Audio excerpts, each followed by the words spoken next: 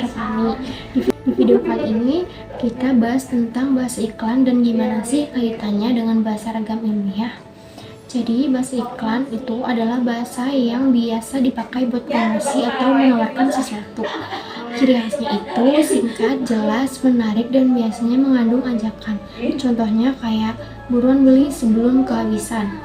Nah, kalau kita lihat dari media tutur, bahasa iklan bisa muncul secara lisan seperti di radio atau di TV, atau tertulis di brosur, poster, atau media sosial. Dari segi kebakuan, bahasa iklan cenderung nggak baku, sering pakai bahasa sehari-hari, bahkan bahasa gaul, supaya lebih dekat sama pembacanya. Tapi kalau iklannya resmi, bisa juga pakai bahasa baku. Untuk fungsi sosialnya, bahasa iklan dipakai buat menarik perhatian, membangun kedekatan dengan konsumen, dan bikin orang tertarik buat beli. Sementara fungsi fungsionalnya tentu aja buat promosi, entah itu barang, jasa, acara, atau lainnya. Terus gimana kaitannya sama bahasa ilmiah? Nah, beda banget. Bahasa ilmiah itu lebih formal, baku, dan objektif. Dipakai buat menyampaikan informasi secara ilmiah, kayak di jurnal, informasi, atau presentasi akademik. Tujuannya bukan buat membujuk, tapi buat memberi pengetahuan atau hasil penelitian secara jelas dan sistematis.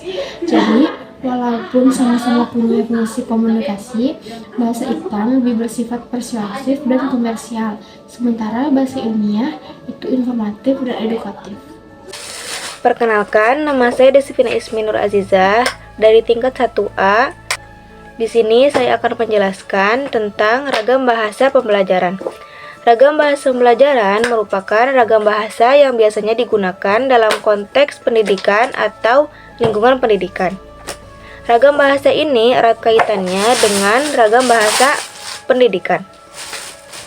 Kita biasanya menemukan ragam bahasa ini dalam surat kabar seperti koran, majalah, buku paket, dan juga media lainnya. Ragam bahasa ini memiliki ciri khas, yaitu bersifat education. Buku ini merupakan contoh dari ragam bahasa pembelajaran. Di dalam buku ini menggunakan ragam bahasa tulis yang bersifat formal dan juga bersifat baku. Nah, disampaikan melalui media tulis ataupun buku cetak, dan ditujukan untuk lingkungan akademi dalam kurung mahasiswa. Gaya bahasanya tidak kasual, melainkan serius dan juga ilmiah. Sesuai dengan tujuan pembelajaran, secara sosial digunakan dalam konteks pendidikan tinggi dengan fungsi informatif dan juga edukatif, yaitu membimbing mahasiswa memahami dan juga menggunakan bahasa Indonesia untuk keperluan akademik seperti menulis karya ilmiah. Semua unsur kebahasaan yang digunakan mencerminkan ragam bahasa ilmiah, yaitu logis, objektif, dan juga terstruktur. Berikut adalah contoh kalimat debat politik caleg Indonesia beserta analisis dan identifikasi ragam bahasa. Contoh kalimat langsung dari debat politik caleg yaitu identifikasi ragam bahasanya. Yang pertama yaitu media tutur, yaitu lisan, disampaikan secara langsung dalam debat, biasanya ditayangkan di televisi. Yang kedua yaitu kebakuan. Semi baku menggunakan kalimat formal namun komunikatif, lugas namun tetap santun.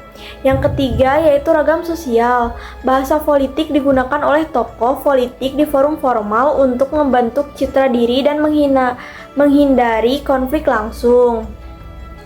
Yang keempat yaitu ragam fungsional, diplomatis dan persuasif, bertujuan menenangkan suasana debat, menunjukkan sikap solutif, dan membujuk masyarakat agar percaya pada kapabilitas caleg tersebut.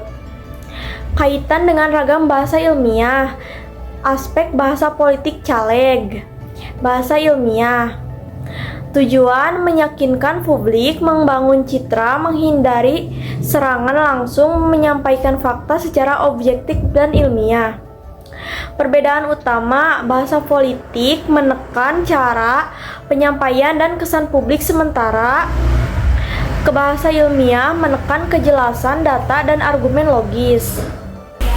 Halo semuanya, perkenalkan nama saya Khairan Nuzaira Ikhlas. Di sini Pernah nggak sih kalian dengar percakapan jual beli baik di pasar maupun online shop yang bahasanya santai banget, tapi beda banget kalau dibandingin sama bahasa di laporan ilmiah yang formal dan kaku.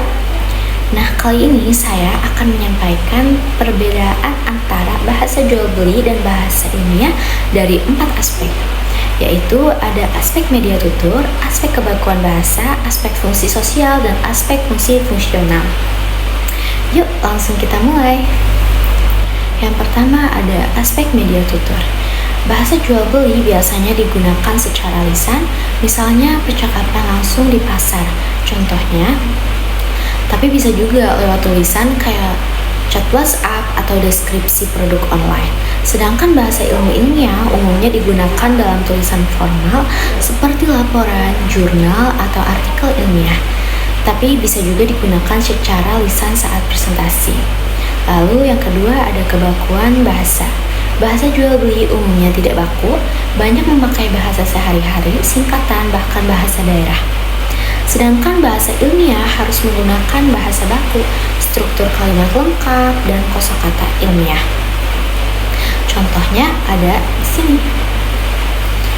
Lalu ketiga ada fungsi sosial. Bahasa jual beli digunakan untuk pendekatan penjual dan pembeli, menciptakan suasana yang nyaman dan mendorong transaksi. Contohnya, dan bahasa ilmiah bersifat netral dan objektif, digunakan untuk menyampaikan informasi secara akurat dan tidak memihak.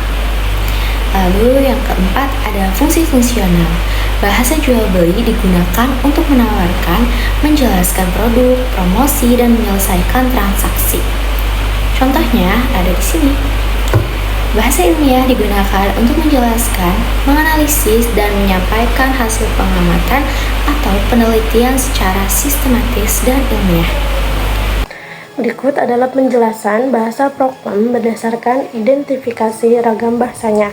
Yang pertama, berdasarkan media tuturnya, yaitu lisan. Karena bahasa prokem lebih sering digunakan dalam percakapan langsung sehari-hari. Kadang juga bisa tertulis, contohnya seperti di media sosial, namun lebih dominan secara lisan. Yang kedua, berdasarkan kebakuannya, yaitu non-standar, artinya tidak sesuai dengan kaidah bahasa Indonesia baku.